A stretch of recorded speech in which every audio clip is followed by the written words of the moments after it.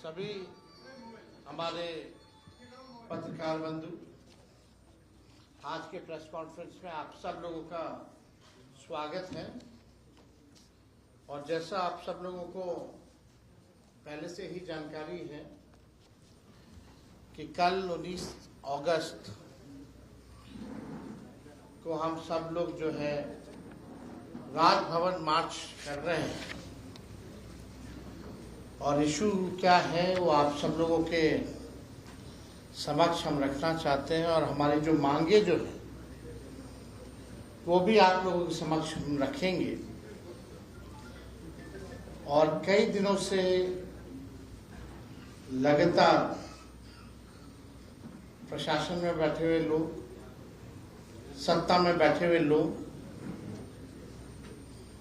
तो से हम लोग जवाब मांग रहे हैं कि आखिर किसके कहने पर AK-47 से गोली चलाने का आदेश आखिर किसने दिया। लेकिन अब तक सरकार में बैठे हुए लोग, चाहे बिहार के मुख्यमंत्री ही क्यों ना हो या बड़े अधिकारी ही क्यों ना हो, अब तक इसका जवाब जो है नहीं मिला है। इसमें पूरे बिहार में आंदोलन जब हुआ पेपर लीक को लेकर के, तो बिहार में तकरीबन हर जगह जो है लाठियां बरसाई गई, गोलियां चलाई गई पुलिस द्वारा। सैकड़ों छात्रों को जो है गिरफ्तार भी किया गया, साथ ही कई लोग घायल हुए और कई छात्र को, जिसमें कि 3 जो सिवान के थे, उनको गोलियां भी लगी। हम उनसे मिलकर के भी आए और स्पष्ट रूप से उनका कहना था कि पुलिस ने बेवजह गोलियां चलाई। इंटरेस्टिंग ये है कि जब ये सवाल पार्लियामेंट में जब उठाया जा रहा था, तो राज्यसभा में किरण रिजिजू जी ने यह बयान दिया कि गोली नहीं चलाई गई है। और अब जब हलफनामा बिहार सरकार का हम लोग सुप्रीम कोर्ट में देख रहे हैं, तो इसमें यह स्पष्ट कर दिया गया है कि गोलियां चलाई गई।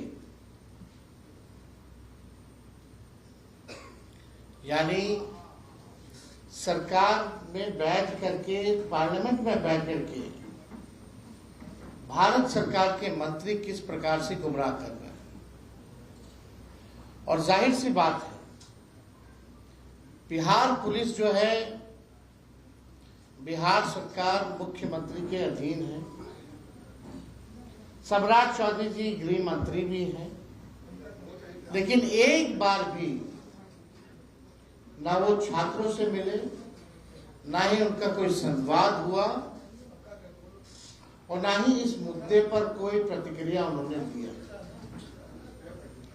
और जो हम लोग लगातार सवाल पूछ रहे हैं, कई बार हम लोगों ने चिट्ठियां भी लिखी है सम्राट चौधरी जी को, मुख्यमंत्री जी को, लेकिन उसका कोई जवाब हमको उस चिट्ठी का नहीं मिला।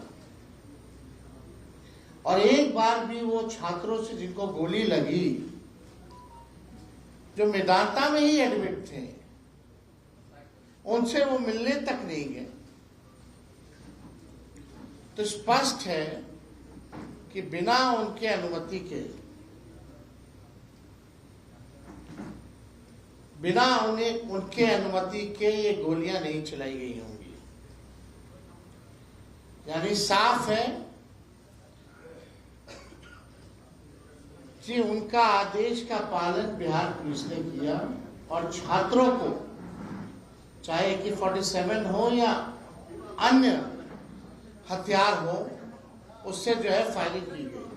केवल सिवान में ही नहीं, बल्कि जहानाबाद में भी हम लोगों ने देखा कि किस प्रकार से AK-47 का जो है इस्तेमाल किया गया। लेकिन अब तक एक भी अधिकारियों का भी निलंबन नहीं हुआ और हम लोगों की मांग भी थी कि इसकी न्यायिक जो है जांच कराई जाए, वो भी अब तक जो है नहीं किया गया। एक मामूली जो आदेश का पालन करता है, जो सिपाही है, उसको बलि का बकरा बनाया गया और उसको सस्पेंड किया गया। लेकिन बिना आदेश के कोई एक सिपाही AK-47 हथियार के भंडार से कैसे AK-47 निकाल सकता है और गोली कैसे चला सकता है, यह बड़ा सवाल जो है पैदा होता है। आप सब लोग जान रहे हैं कि बिहार जो है बेरोजगारी का तो केंद्र बन ही गया है, उसके साथ साथ पेपर लीक का भी जो है राजधानी के रूप में तब्दील हो गया। एक ऐसा परीक्षा नहीं होता, चाहे मैट्रिक का हो, 12वीं का हो, BPSC का हो या अन्य भर्ती को लेकर के जो परीक्षाएं कराई जाती हैं, ऐसा कोई परीक्षा नहीं बचा बिहार में जब पेपर लीक ना हुआ हो। लेकिन कोई कार्रवाई नहीं। क्यों होता है पेपर लीक, कैसे हो रहा है, कौन लोग हैं इसके पीछे? 21 साल से भी ज्यादा ये एनडीए की सरकार हो गई, लेकिन अब तक जवाब बिहार की जनता को नहीं मिला। नौजवानों के साथ, छात्रों के साथ, उनके भविष्य के साथ सरकार जो है खिलवाड़ करने का काम कर रही है। और इन सब चीजों को देखते हुए बेरोजगारी है, लोगों में, छात्रों में आक्रोश है, जिस हिसाब से उनके भविष्य के साथ खिलवाड़ किया जा रहा है। इसलिए हम लोगों ने तय किया कि 19 अगस्त को हम सब लोग जो है राजभवन मार्च करेंगे। और ये मार्च जो होगा ये खुला है, हमने सब लोगों को निमंत्रण दिया है, चाहे जो भी बेरोजगार हो। ये सरकार वादा करती रहेगी कि सरकार बनने के बाद आपको 2 करोड़ नौकरी रोजगार मिलेगा।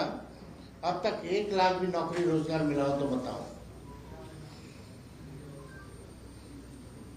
नौकरियां मिली नहीं रही लोगों को। आज भी आप गर्दनीबाग चले जाएं तो सैकड़ों के, हजारों की संख्या में लोग जो है वहां धरना प्रदर्शन कर रहे हैं। शिक्षा में सबसे फीसदी, स्वास्थ्य में सबसे फीसदी, प्रति व्यक्ति आय में सबसे फीसदी, गरीबी में सबसे ऊपर बिहार, बेरोजगारी में, पलायन में सबसे ऊपर जो है बिहार है। पेपर लीक के मामले में नंबर 1, हत्या, अपहरण, उद्योग जिस हिसाब से फैल रहा है, ऐसा कोई दिन नहीं जहां घटना नहीं घट रही हो, गोलियां न चलाई जा रही हो, लोग मर ना रहे हो। कैसा बिहार बनता जा रहा है? क्या यही नया बिहार बनाने की बात भाजपा के लोग करते थे? अब तो भाजपा का मुख्यमंत्री है। डबल इंजन का सरकार है। डस्टबिन घोटाले जैसे, एस्टीमेट घोटाले, CAG घोटाला, सृजन घोटाला, बालिका गृह जैसे कांड हुए, लेकिन अब तक किसी लोगों पर जो है कार्रवाई नहीं की गई और इस सरकार से किसी को अब उम्मीद भी नहीं है। 10-10 हजार रुपया देकर के, छल कपट करके सत्ता में तो आ गए हैं, नतीजों को हेरा फेरी करके तो ये लोग आ गए सत्ता में, लेकिन अपने जो वादे इन लोगों ने किए थे, इन वादों पे ये खड़ा नहीं उतरे। और पहला ऐसा आंदोलन हुआ जिसमें AK-47 हथियार का इस्तेमाल किया गया पुलिस द्वारा। तो कल हम लोगों का एक विशाल मार्च है और अभी सूचना मिल रही है कि अभी से ही कई छात्रों को जो है उठा लिया जा रहा है पुलिस द्वारा। अभी पटना के छात्र के नेता हैं सुदर्शन, उनको भी जो है उठा लिया गया है। इलेक्टेड है, वो अध्यक्ष हैं पटना कॉलेज के। तो आप समझ सकते हैं कि कई छात्र जो हैं अभी से ही लोगों को उठाने का प्रयास पुलिस कर रही है, जो कि पुलिस की गुंडागर्दी है। हम लोग अपने हक और अधिकार के लिए छात्र ने लड़ाई लड़ी और हम सब लोग जो है उनके साथ हैं। पहले भी फर्जी मुकदमा डाला गया, छात्रों को कैद किया गया, फिर वही सिस्टम। अभी भी इन लोगों ने अपनी गलतियों से कुछ सीखा नहीं है और ये गुस्सा जो है खास तौर पे जो नौजवान है, क्योंकि सबसे युवा प्रदेश बिहार है। नौजवानों को क्या चाहिए? अच्छी शिक्षा चाहिए, अच्छा नौकरी का अवसर चाहिए, खुशहाली चाहिए। और ये ताकत जो है, समझिए जो हमारी जो ताकत है, अगर अच्छी शिक्षा ना मिले, पेपर लीक होता रहे, नौकरी ना मिले, धांधली होते रहे, प्रक्रिया में पारदर्शिता ना आई हो, तो ये ताकत जो है बोझ बन जाती है। तो हम सब लोगों को ऐसे सरकार के खिलाफ हल्ला बोलना चाहिए और सभी लोगों से, आप लोगों के माध्यम से अपील है कि सब लोग जो है कल राजभवन मार्च में जो है जुड़े। अब हम लोगों का क्या कारण है वो हम आप लोगों को बताएंगे। जो मार्च का बिहार में कोई भी परीक्षा बिना पेपर लीक के नहीं होता है। क्या नौकरी में निष्पक्ष और पारदर्शी चयन होता है? बिहार शिक्षा क्षेत्र में लगातार फिसड्डी क्यों है? क्या भर्ती प्रक्रिया में भेदभाव और पक्षपात नहीं होता? देश के सबसे युवा प्रदेश के नौजवान सबसे अधिक बेरोजगार क्यों हैं? लोकतांत्रिक तरीके से हक अधिकार मांगने वालों छात्रों पर AK-47 से गोलियां किसने चलवाई? छात्रों पर गोलीबारी करने वाले सिपाही के पास AK-47 आई कैसे? निलंबित सिपाही को AK-47 की किस यूनिट या शस्त्रागार से जारी की गई? हथियार जारी करने का आदेश किसने दिया? AK-47 जैसे आधुनिक हथियार के आवंटन की पूरी कमांड चेन की भूमिका सामने आनी चाहिए। क्या AK-47 लेकर भीड़ नियंत्रण की अनुमति थी? क्राउड मैनेजमेंट के SOP का पालन क्यों नहीं किया गया? फायरिंग का आदेश किसने दिया? जिले के पुलिस अधीक्षक पर अभी तक कार्रवाई क्यों नहीं हुई? कितनी गोलियां चली और कितने राउंड जारी हुए थे? हथियार के साथ जारी किए गए और इस्तेमाल हुए कारतूसों का हिसाब सार्वजनिक जो है वो होना चाहिए। ये हम लोगों का जो मुख्य जो है रीजन है और हम लोगों का डिमांड है। जब सरकार ही जब वीक होती है तभी पेपर लीक होता है। तो मौजूदा जो सरकार जो है वो वीक है, तभी जो है पेपर जो है लीक हो रहा है। पेपर लीक पर जवाबदेही सुनिश्चित होनी चाहिए। परीक्षा की पवित्रता बरकरार रहनी चाहिए। एग्जामिनेशन सिस्टम में पारदर्शिता सुनिश्चित हो। AK-47 चलाने का आदेश देने वाले अधिकारियों का निलंबन हो। मुख्यमंत्री चुप क्यों हैं?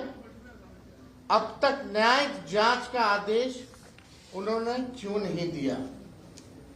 तो ये हम लोगों का जो है मुख्य मांग है। कल हमारा लोकतांत्रिक तरीके से शांतिपूर्ण मार्च है। हमारे लोगों को आशंका है कि कल भी बिहार सरकार और पुलिस अनुचित बल प्रयोग कर सकती है, लेकिन हम छात्रों और युवाओं की मांगों को दबाने नहीं देंगे, उनके भविष्य की लड़ाई लड़ते रहेंगे।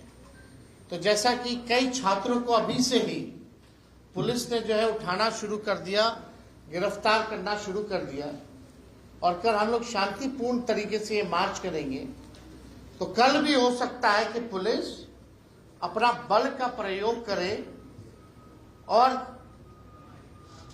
बिना शांतिपूर्ण ढंग से जो हम लोग करेंगे उसको भी जो है डिस्टर्ब करने का प्रयास करेंगे। लोगों को रोका जाएगा, टोका जाएगा, चाहे लोग ट्रेन से आ रहे हो उनको रोका जाएगा, चाहे बसेस से आ रहे हो या गाड़ी से आ रहे हो।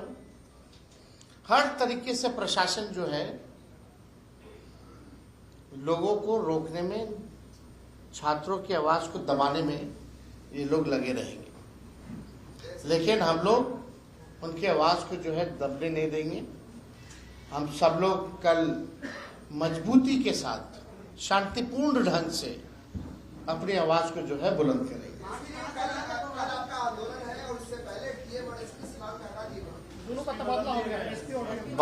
निलंबन हुआ या नहीं हुआ? निलंबन की मांग है हमारी, और जवाबदेही तय होनी चाहिए। अदला बदली से कुछ नहीं होता है। तब हम तो वही कह रहे हैं, निलंबन क्यों नहीं हुआ?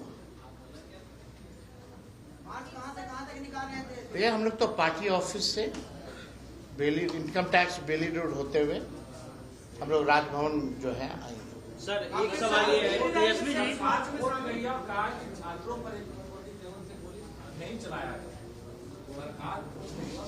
हवा में AK-47 चलाया था लोग, है ना? आप ही लोग ना वीडियो जारी किए थे भाई।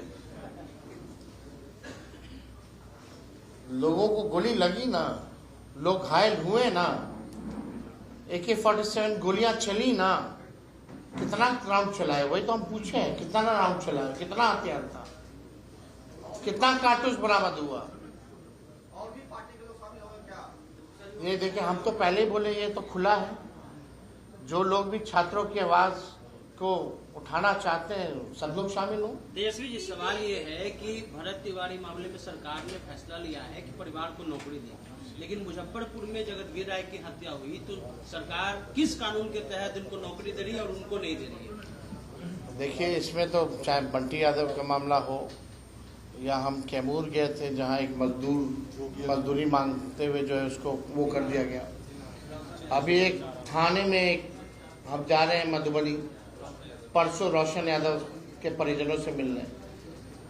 अगर इतनी घटनाएं हो रही है तो सरकार को एक नियम बना देना चाहिए, कानून बना देना चाहिए, कम से कम उनकी आर्थिक स्थिति जो है बेहतर बने। हम अभी जा रहे हैं, उन लोगों से मुलाकात करने जा रहे हैं।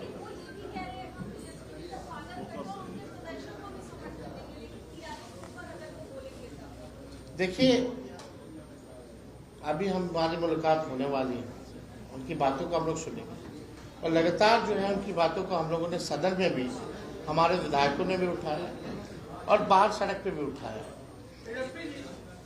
झारखंड में आपकी सरकार है, कल बड़ा अच्छा काम किया है, तमाम परीक्षाओं को कैंसिल कर दिया गया है 2014 के बाद के माध्यम से हुआ है, लेकिन 1900 ऐसे लोग हैं जिनकी नौकरी लग गई है, वो भी अब सड़कों पे कि भाई हमारा क्या कसूर है, तो क्या उसके लिए आपने झारखंड की सरकार? देखिए, हमको लगता है कि सरकार इसका जरूर ध्यान रखेगी। धन्यवाद।